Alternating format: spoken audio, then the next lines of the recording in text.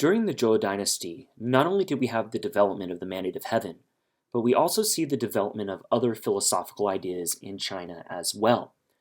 Most of these ideas center around the concept of order and balance.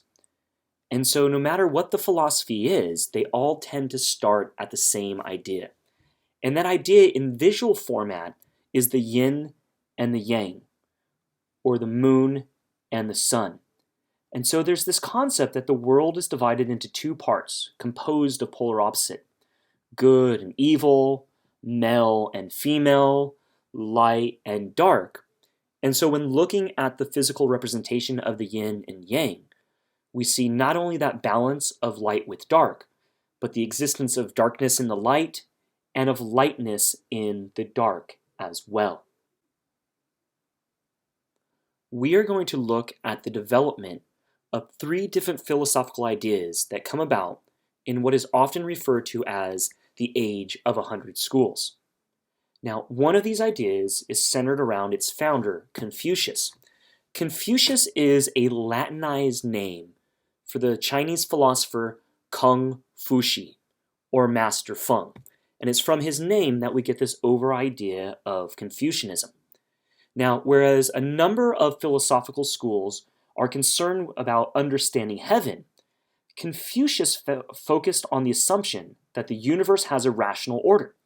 And so it would be better to spend time concentrating our attentions on ordering the affairs of the world and behaving in a manner that is consistent with the Tao, or the way.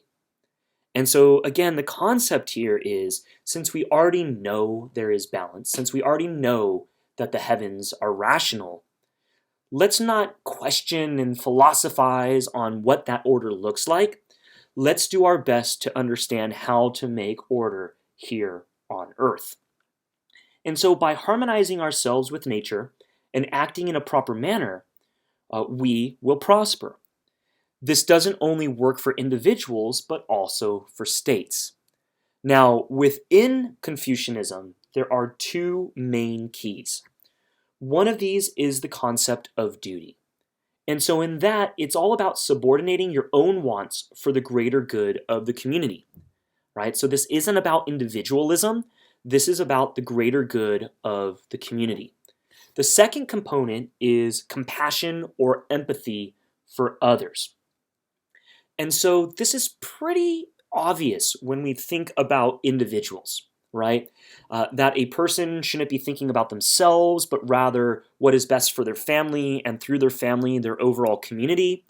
But also within that concept of not being selfish is to understand and try to feel for what other people are going through.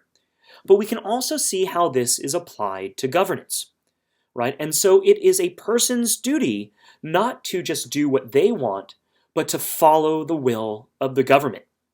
On the other end of that, though, the emperor cannot act just because they want to. The emperor has to think about how his actions will impact the lives of others under him as well. And so it's not just about doing something because you have the power and authority to do so, but rather doing it because it's the right thing to do for the vast majority of people. And that's the basic ideas of Confucianism. At the same time as the development of Confucianism, we also see the development of ideas like legalism. Now, legalism is this belief that the world is inherently corrupt, and it needs harsh laws and strong leaders to organize it. We especially see the application of this philosophy during times of strife in China. Say, for example, at the time that the Qin were attempting to reunify all of China. The basic idea is we know what's best, and if you stand in front of us, you will be crushed. There's a lot of harsh punishment associated with legalism. Legalism outside of China can be associated with ideas like the Arthasastra in India. And as in China, this belief is we can set aside the normal social agreements of how we deal with one another, how leaders deal with us, and instead we can act how we believe what is in the best interest for our people. Or if we want to go for a Western example, think about Machiavelli's The Prince, right? This coming out of Florence in the later Middle Ages into the early modern period, and this idea that it is the responsibility of the leadership to act in the best interests of the people, even if this harms individuals within that body. Well, if we look at this like a spectrum, and Confucianism is in the center of that spectrum, legalism is to one extreme. At the other extreme is Taoism. And so in Taoism, instead of acting to make the world better, our best course of action is to do nothing, to act spontaneously and let nature take its course. The idea here is think of yourself as a stick in a river. And that stick gets pushed from side to side against rocks, against embankments, but eventually it gets to the end of the river. If that stick was to try to swim upstream, it would be battered even more. And so it's better to, if you will, go with the flow. Now, Taoism is going to be the most easily understandable by the population of China.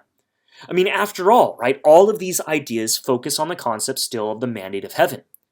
And so if the idea is we want to support the emperor and we want to continue moving forward with them having the mandate so bad things don't happen, Taoism is the way to go.